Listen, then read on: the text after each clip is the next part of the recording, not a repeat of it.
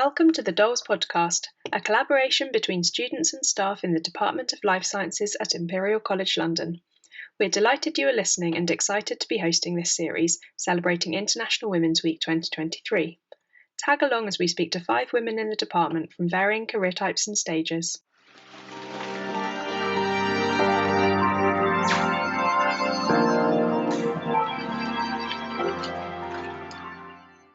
Hello and welcome to this episode of the DoLS podcast. My name is Sophie and I'm a second year biological sciences student. In this podcast series, we are celebrating International Women's Week by hearing from women from across our department.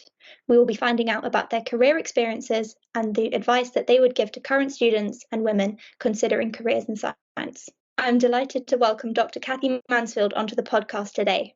Dr Mansfield is a senior teaching fellow at Imperial, and her background is in plant science research. And as a plant science enthusiast myself, I have particularly enjoyed her lectures throughout my course.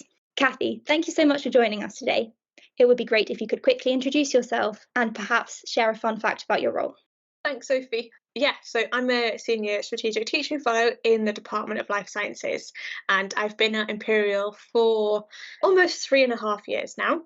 So as Sophie said, my role involves teaching mostly undergraduates. So a fun bio fact that I think a lot of students don't know, or a lot of people don't know, is that a daisy, really typical flower that everybody knows, everybody's seen, a daisy is actually not one flower, and it's many, many, many flowers all coming together to produce what we know as one flower or a daisy. And I love sharing that fact with my first year students, and something that we see every day that is actually not what you think it is. Very cool, a very common misconception. And was there someone or something specific that inspired you to focus on teaching at universities? So yeah, my role is mostly teaching, and I guess a few years ago, having a career that was a teaching focused position in a university wasn't really thought of as much as a career. But I knew in my PhD that teaching was the side of science that I really enjoyed. I really enjoyed communicating science. I enjoyed that a lot more than being in the lab myself. So I started to look at people that I knew who were a little bit more senior than myself, who'd maybe carved that career path and were forging their own career as teaching focused academics. And really looked up to them. So people that taught me when I was an undergraduate, I would say were my role models now, because they're some of the first people who really became teaching focused academics and made it a career rather than just a job. That's really interesting. I think as students, sometimes we don't understand that you can be a teaching fellow, as we see most of our lecturers as researchers. And was there something particular that attracted you to working at Imperial? So for context, I used to work for an education charity, so this was a slightly different move for me, not from one university to the other, but from the charity sector and back into an academic setting. And I think a couple of things are really special about Imperial. Actually, it's amazing to be in a STEM-focused institute.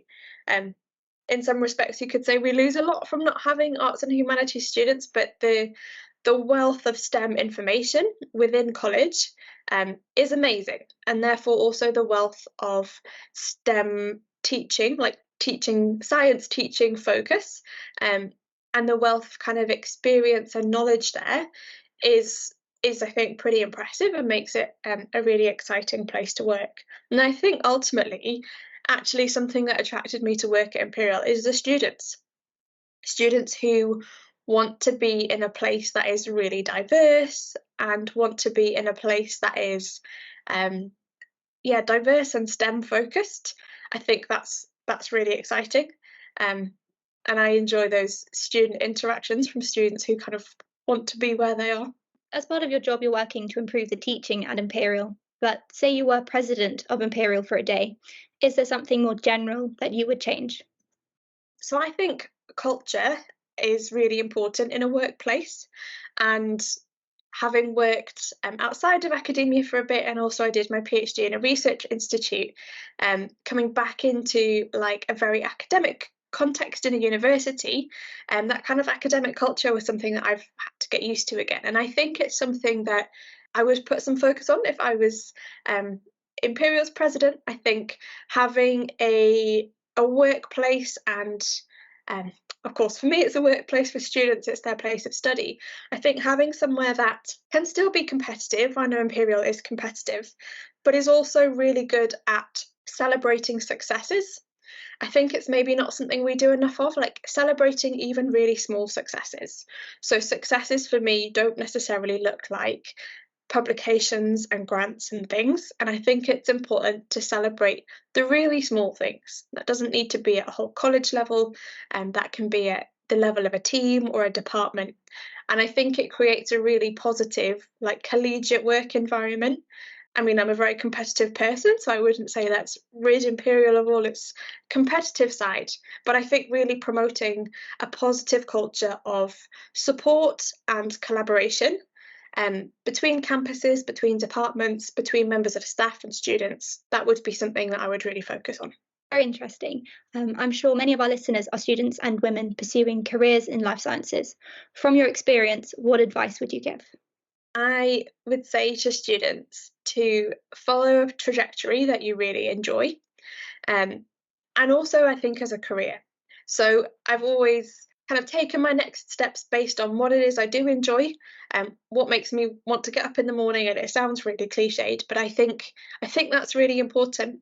And I think sometimes people feel that they have to take a next step based on what they should be doing rather than what they want to do.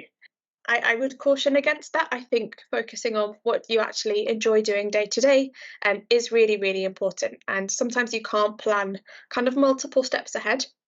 So I think just taking the next step based on what you enjoy and what makes you tick. And I think if I can have another piece of advice for students, and particularly for female students in the department, or female students that I teach perhaps. So I'm from the northeast, I'm from Newcastle, and there's a phrase, a Geordie phrase of shy bairns getting out, which basically means if you don't ask for something, you won't get it. And I think that's a really, I suppose that's a bit of a motto for me, and it's one I think is really valuable. It's not about being confident, like a kind of bravado confidence. It's about a kind of assertiveness in yourself and a confidence in yourself to, what's the worst that can happen? And I think sometimes that mentality of just try asking for something, because sometimes really good things come from that. That's definitely a piece of advice that I would pass on to my tutees or my students. And finally, what made you want to participate in this podcast? It's really nice to be asked. It's really nice to be asked by a student. I think when I was an undergraduate, I really wanted to know about the people who were teaching me. I wanted to know about their careers. I wanted to know how they got there, not because I necessarily wanted to do the same thing, but I think it's really, it creates an environment where people can bring their whole self to their job. And so it's really nice to be asked by a student, because I really value finding out about people and knowing kind of what makes somebody tick. And I think if I can share that with our students, again, not necessarily to be a role model, but to perhaps advertise that there are other careers out there. So I'm not a research focused academic, but I still get to think about science every day. I still get to talk about science every day. And I think sometimes, unless we have these conversations, people don't know that those options exist. Thank you for joining us today, and thank you for listening. Thanks, Sophie.